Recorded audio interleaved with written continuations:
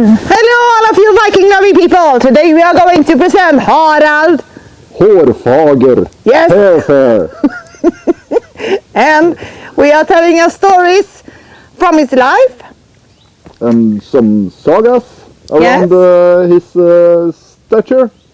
And his children. Yes, of course. Yes. So, you start with the stories and I start with the apple pie. Okay. Yeah, I want apple pie. Me too. Yeah. Oh, And yummy. hurry on. Yummy, yummy.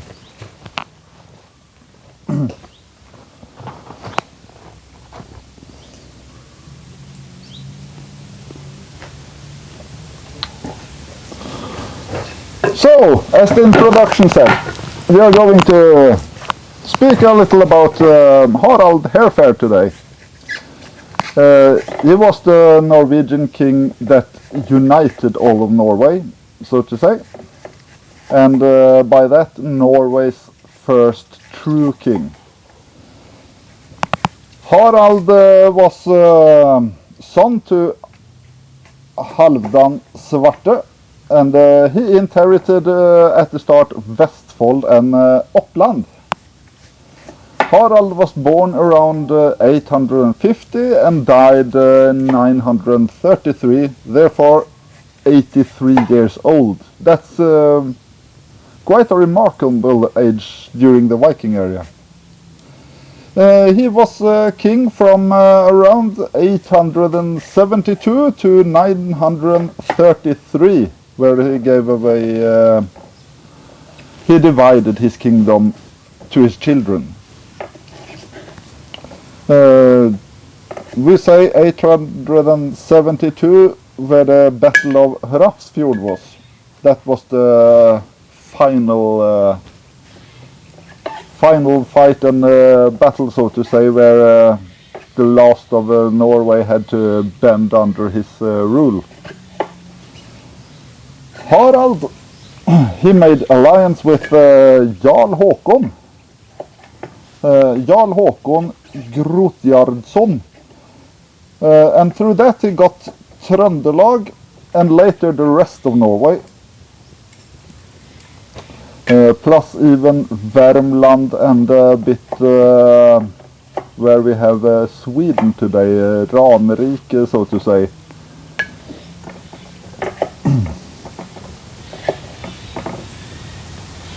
And Ranrike was between Uddevalla and all the way to the Nordic border. Yes. Yes. But it was more than just Ranrike. He had also, he took all from north of Göta älv, where Kongahälla is, and all the way up to Svinesund. Our Norwegian listeners will probably recognize Svinesund. I think so too.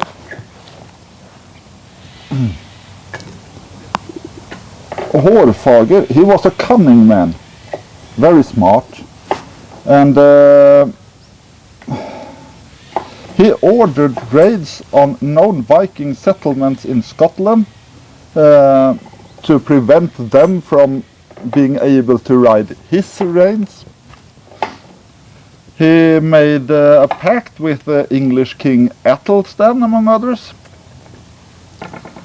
And also his son was one of his sons was used as pawn in a matter of speaking. He has his son living and being raised by King Athelstan. Harald Hairfair, he got around 20 sons, and then his daughters are very little mentioned, so we don't know actually how many children he had, but it was quite a fertile king, so to speak. During his last years, he divided his kingdom among his 20 sons and had Erik Blodøks, Eric Bloodaxe in English, as the over-king over all kings. Because he thought that they could not rule as a unity together without one being the head king to have the last say in everything.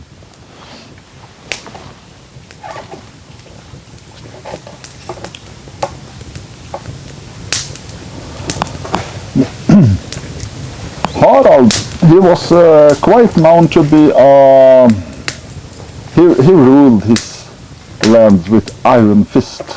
He was a hard king. But he also had a quite fair way to treat people. He was especially fair to the women. He forbade prostitution. He forbade rape on women, and he also had a very strict view on law and order. If the punishment for a free woman who got a prostitute was 3 mark, if she could not, or rather say, she was ordered, if caught as a prostitute, to work as a slave until she had earned 3 marks, so she could by those money pay her fee. Those who raped were punished even harder.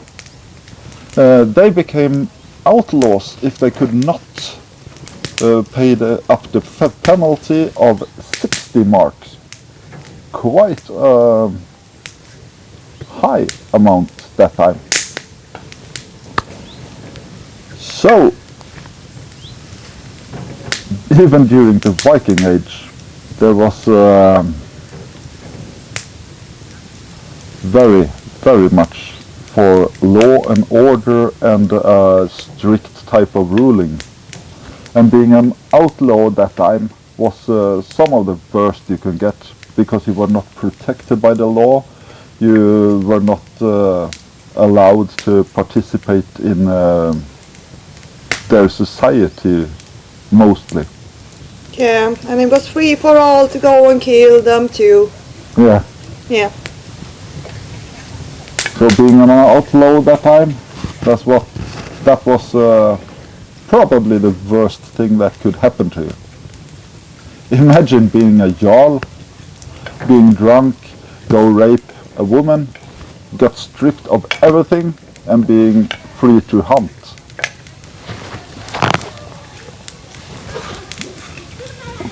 The fishes are coming. Yeah.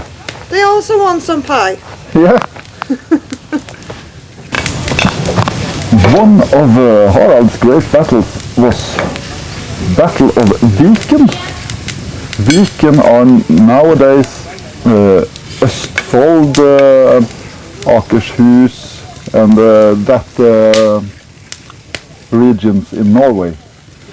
Close to Swedish border and surrounding Oslo.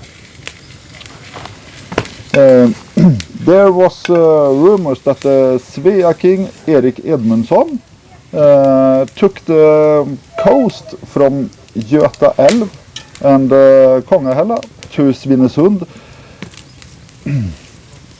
and he placed Jarl Rane Gaustske to rule. Harald and his army were at that time stationed in the Tunsberg, pronounced Tunsberg nowadays. When he got word of this, he was also told that King Erik had said that he would not stop until he had a land that was greater than both Sigurd and his son Ragnar Lodbrok, probably a name you all know.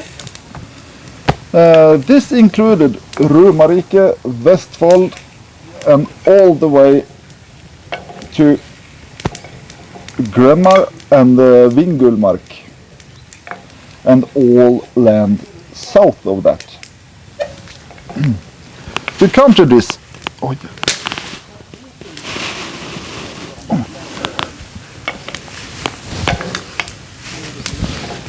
To counter this, Harald gathered a fleet in Tønsberg and went to Romerike. Here they fought all winter, and when the winter was over, he set sail for Göta älv.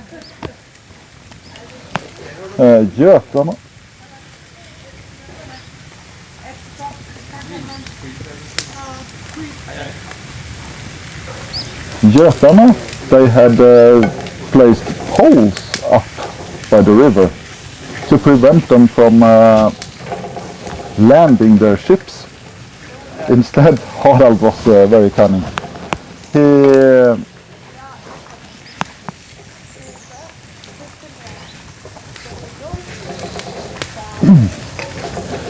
Instead, Harald moored his ships to the poles and raided both sides of the Göta älv, and even burned the village or villages. When the Götarna got told of this, they raised as big army as they could and came up to meet Harald and his army and fleet. And a really great battle took place. They fought very long and very hard, and so many casualties around that. But eventually Harald Hairfair, he had the victory and could say that all land north of Göta älv all the way up to Svinesund was his, and all that includes also Viking later. Viking is then north of Svinesund.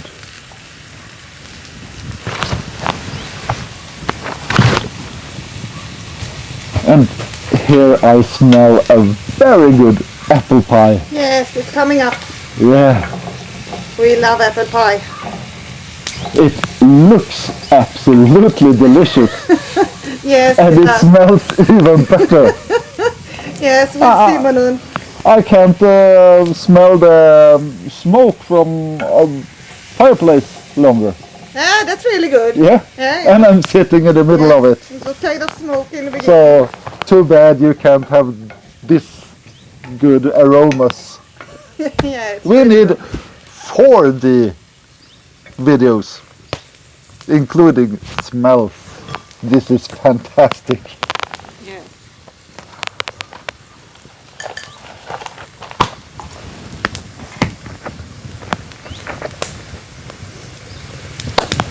So, the times following this battle and when it took over what is now Bohuslän in Sweden and Viking, there was troubled times to come.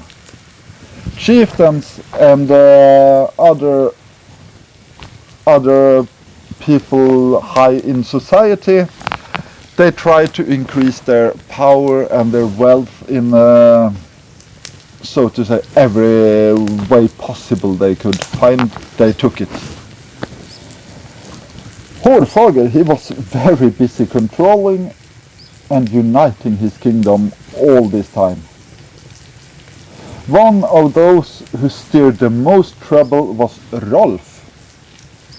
Rolf was son to Harald's good friend Ragnvald Øysteinsson. Øysteinsson.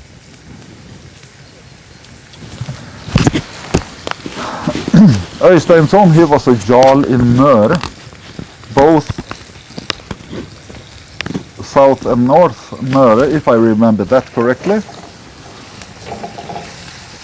Yes. This was also the jarl that eventually gave him his nickname Hárfagri or Hairfair.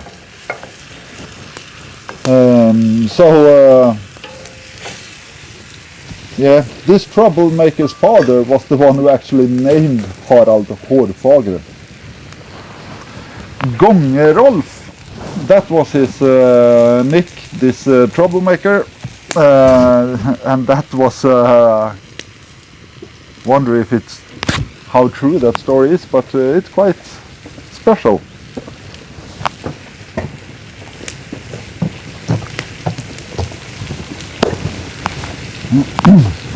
Gångerolf, that means he had to walk almost all the time, because it was said that he was so big that no horse could carry him.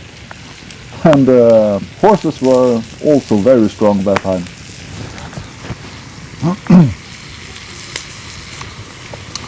Hairfair, he made Gångerolf an outlaw due to his many raids in Viking. So Gångerolf, he had to eventually travel away from Norway. He took his travels to ended up in France, and there he did what he did best, raid. Gångerolf and his men raided so much, and even they raided all the way to Paris. And as many of you have some knowledge of this story, he was made a duke, got his land to protect France from other Northmen willing to go Viking there.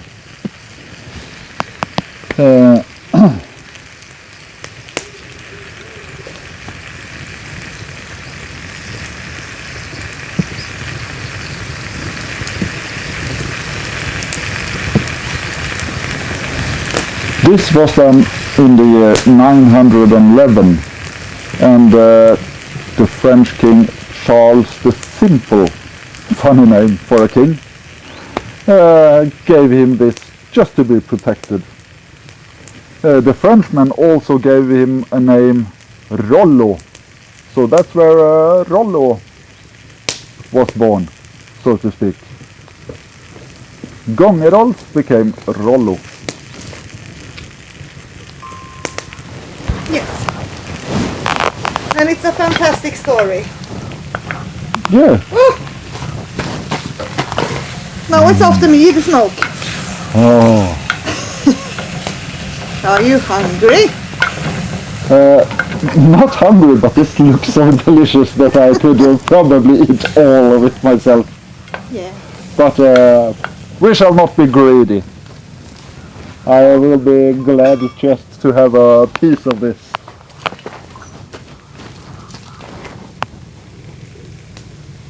Yeah, it's delicious.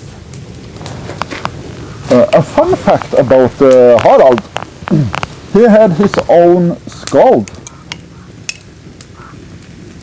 He has a skald, Tjodolf of Wien.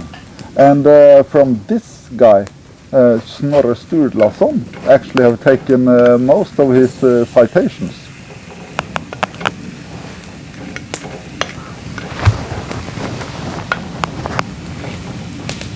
Ska jag bara fortsätta? Ska jag bara fortsätta? Ja, kör på. Jag håller på här.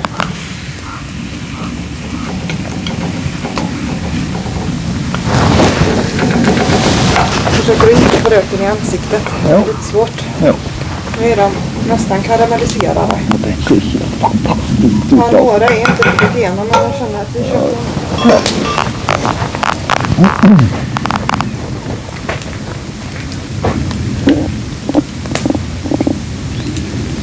One story about how Harald Hairfair got his hands on Värmland was due to a farmer named Åke. The farmer Åke, he invited both King Harald Hairfair and King Erik,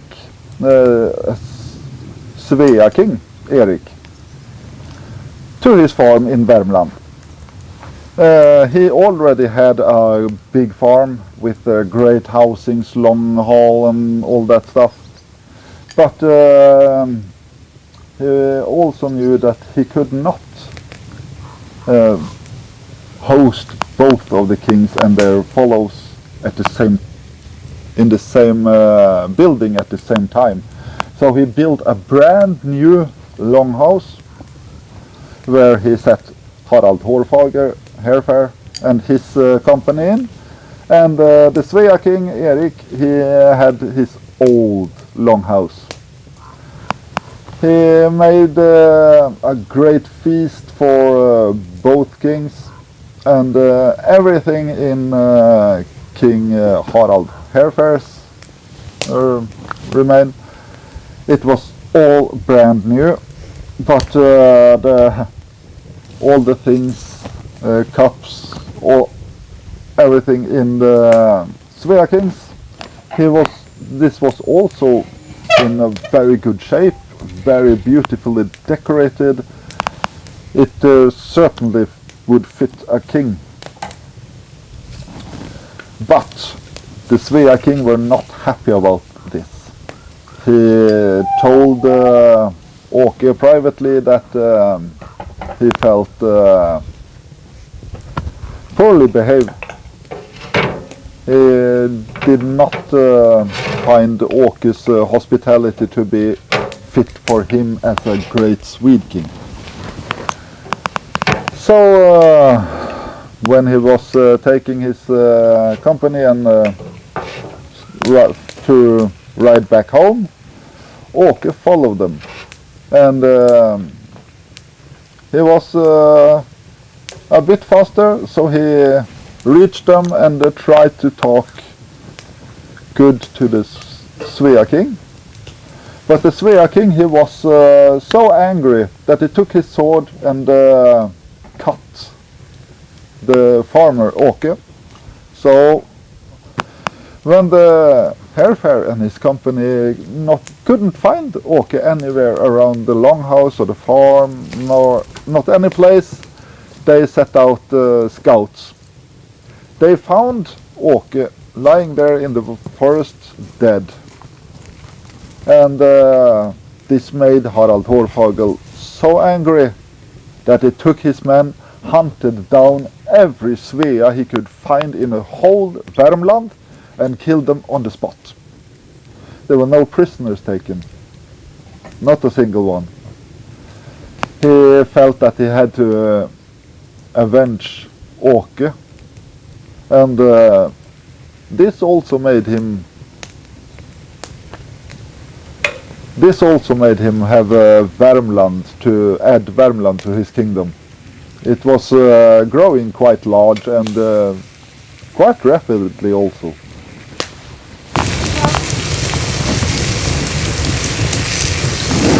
The heritage from Harald Hairfair is quite a remarkable one.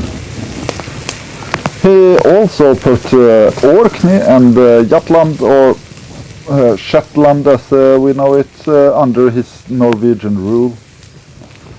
He assigned jarls to take care of the ruling on those islands, and even today there are remains of their housings on the islands, even the ruins of a great Viking age church on the Broth or Beersay, that's in the Auckland Islands. We can see very much around on those islands, and there are still excavations ongoing from time to time out there, and they, even though they have found a lot already, they still find very much. When Harald was 80 years old, he divided his kingdom up to his 20 sons. And after he had divided his country to his sons at the year of 80, he lived for 3 more years before he passed away in the sooty death. He is buried in the King's Pile Haug in Karmsund in Norway.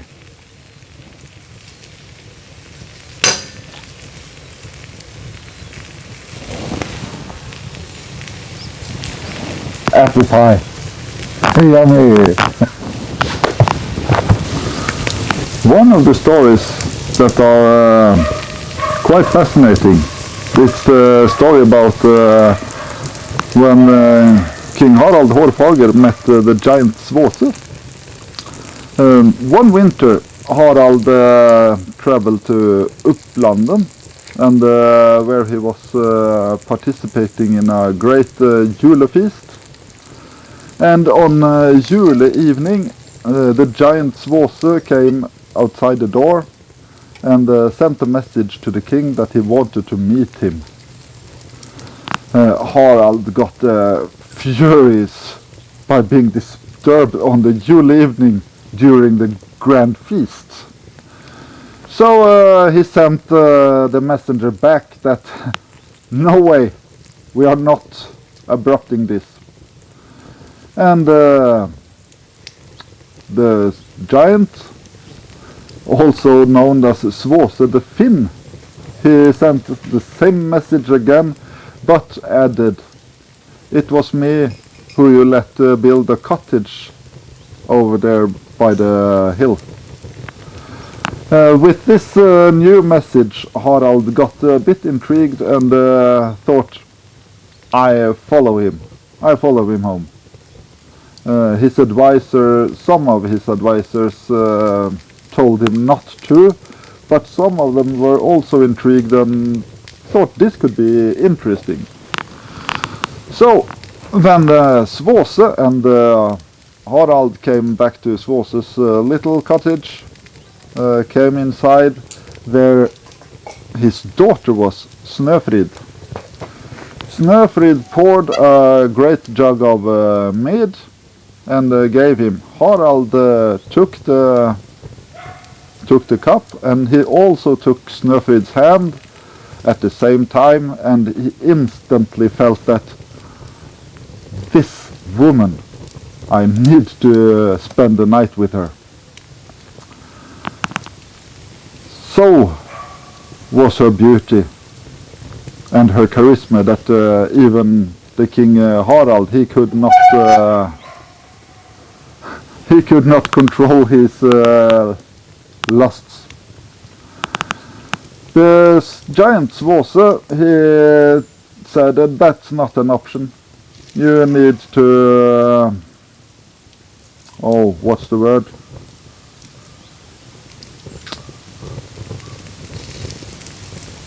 Which one? Trolova. Engage. Yeah, he had to engage her and promise to marry her for this to happen. And Harald accepted, and he really fell under her spell. He loved her so fiercely that he neglected his kingdom and his responsibilities for the time they were together. They got 4 sons. Some of them have quite a fascinating own story to tell, but that will be a later time. Harald, he seemed happy even though he neglected this fierce love, her beauty, her wits, most things about her. He loved so much that when she died, and she was laying there in her bed, she turned a bit more red in her skin, so to say. And she's lying there, and he could not understand that she had passed away. For 3 years he tended her in bed. He understood after a few days that she was dead, of course. And he was quite out of his mind.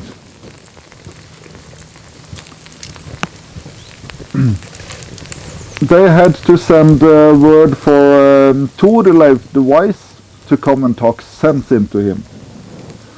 And after a long time and many poems later, he had finally got talked enough sense into Harald Hairfair that he would allow her to be removed from the bed and to be burned.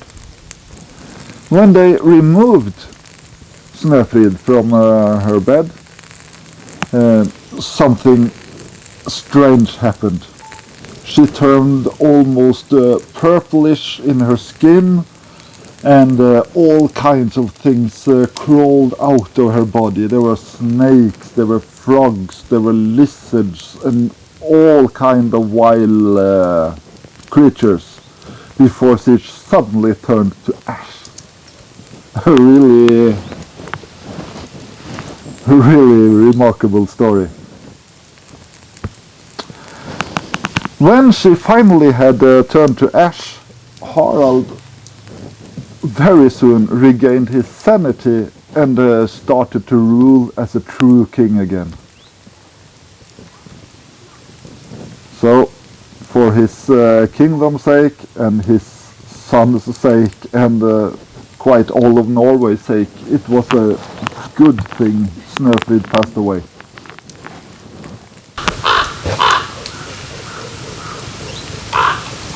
The crows are with us today. Yeah. Ravens, some say. Hugin and Munin. Who else? Yes, Still alive. Actually two. One over there and one there. Yep. They want the apple pie. Yep. They can't have it. No? It's ours. Yeah. There they are flying. You see? Yeah. It is really just two of them also. Yes, it is just two. Fabulous. Thanks for bringing me out here. Yeah, they want the pie. I see them still. Yeah. You can come and sit down, you know. Oh, they are free. They got a friend too. He's not invited.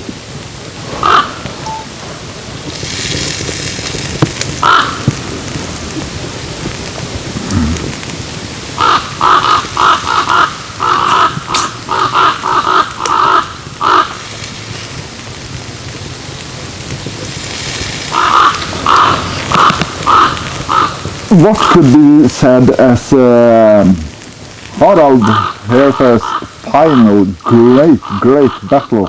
It was the Hrappsfjord battle, around 872 after death. Many of the lesser kings and jarls and such, they made an alliance, gathered quite a big army and a good fleet, and set sail for Hrappsfjord.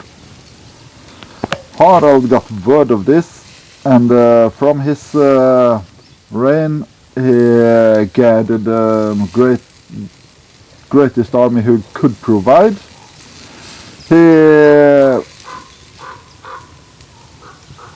He took his boats and his army and traveled to Hrappsfjord and waited.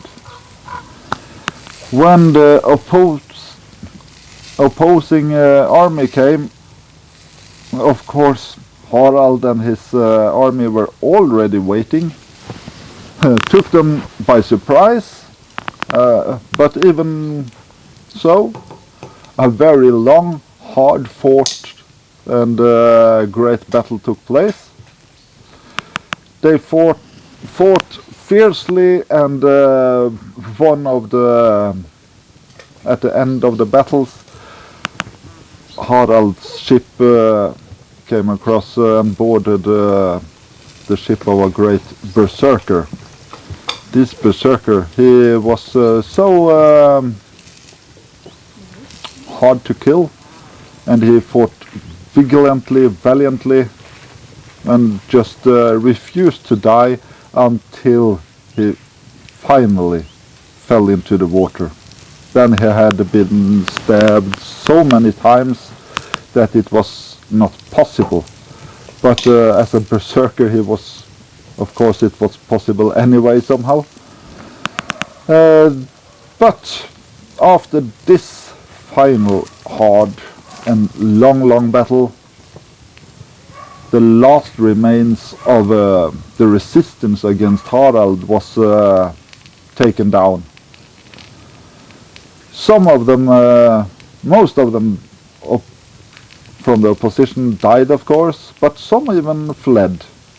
Some fled by boat, they took place to wherever they could, and some fled by land and probably ended up in the Svea Rike by that time. These men were declared as outlaws, and of course they could not be included in the Norwegian society anymore. One day King Harald got visitors from England. It was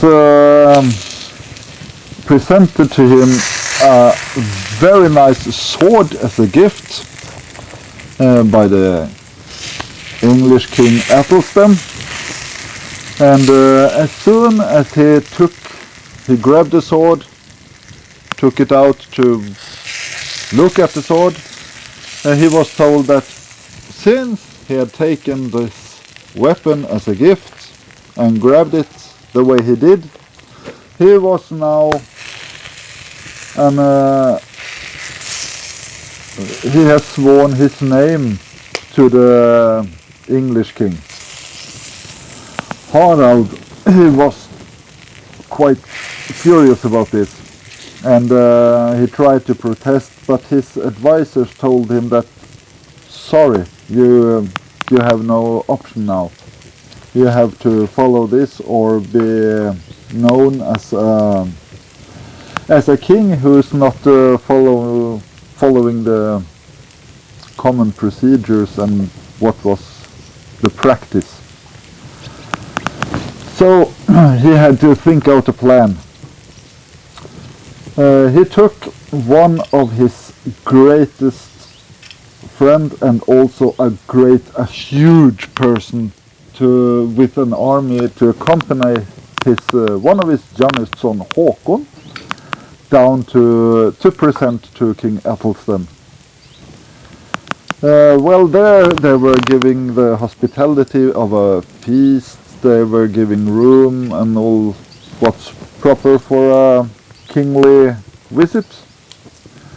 But they did not tell him, the King Athelstan, who was his true visitor. They said, this is the gift back from Harald, and you can do as you wish with him.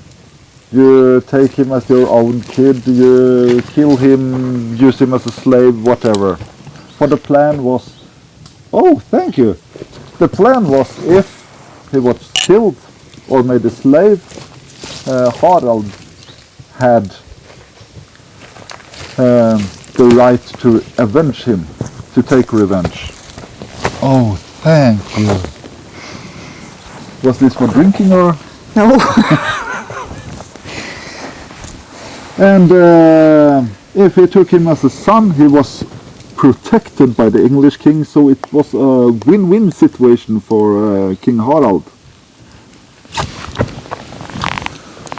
So that played out quite well.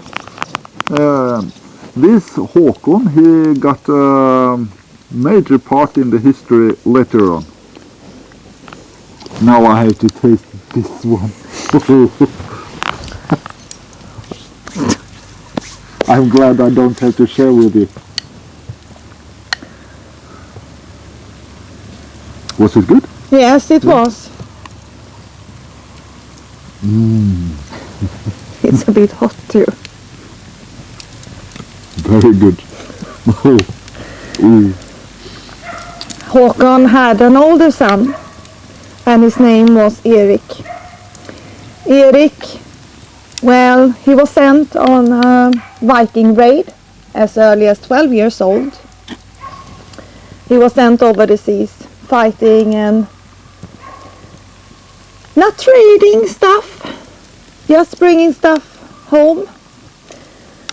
And this Erik, he is mentioned in many different stories. Some say it's not correct, some say you can't confirm the stories. But we are going to tell some of the stories either way. Erik, he is mentioned as the one of the brothers who kills many of the brothers. So they can't compete with him in the kingdom. But when Harald dies, he already gives Erik the kingdom anyway. Så gör vi. The first murders between the brothers was with Ragnvald. Ragnvald, he loved magical spells and stuff like that. Like Snöfrid. So Harald told Erik to go and kill him. Because he didn't stop doing all of this magical stuff. So Erik put him inside a farm and burned him alive down with a bunch of other people. But there was not just one of all the killings. There were so much more. Because Erik, he also killed another person, and it was a fight between taxes. Then he just went and killed this person. Another killing, well, he had a wife too, and she was famous for her looks and her sneakiness, and she was a pretty fucking evil. She was. Quite a way to say it, but yeah, yes. True. And, well, when Erik wasn't allowed to kill one of his brothers,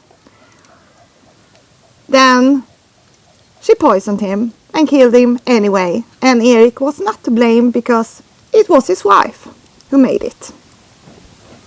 Yep. Yeah. So she solved it for him. Behind every wise man there's always a better woman. Don't you think so? At least if she makes this good apple pie.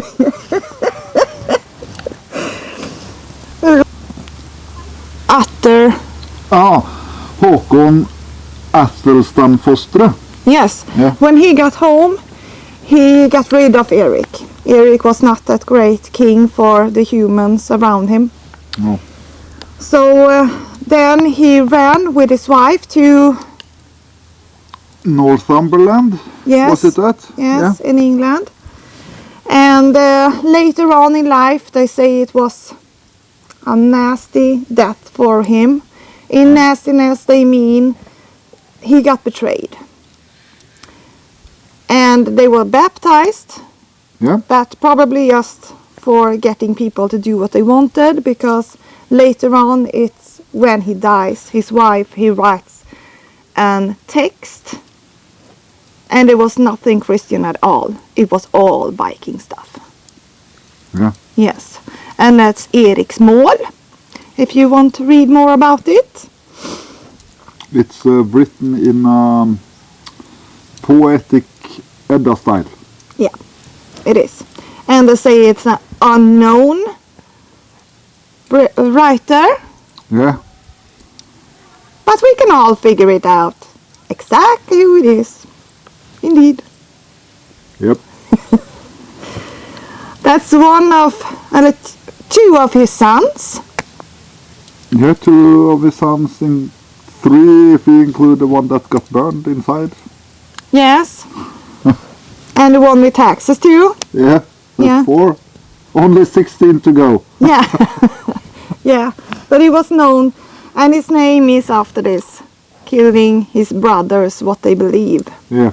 Why he got his after name too. Erik. Bloodaxe. Yes. In Latin, I don't remember what it was called in Latin, but translated it's brother killer. Yeah, exactly. And some say it's other stuff, but it's always the same with names. People are saying, well, it has to be this, it has to be this. But the most logical thing is often the right one.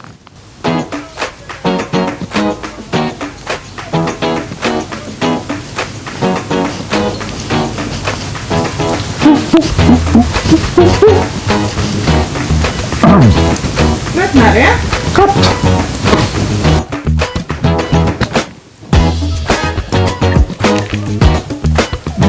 Vad ska du?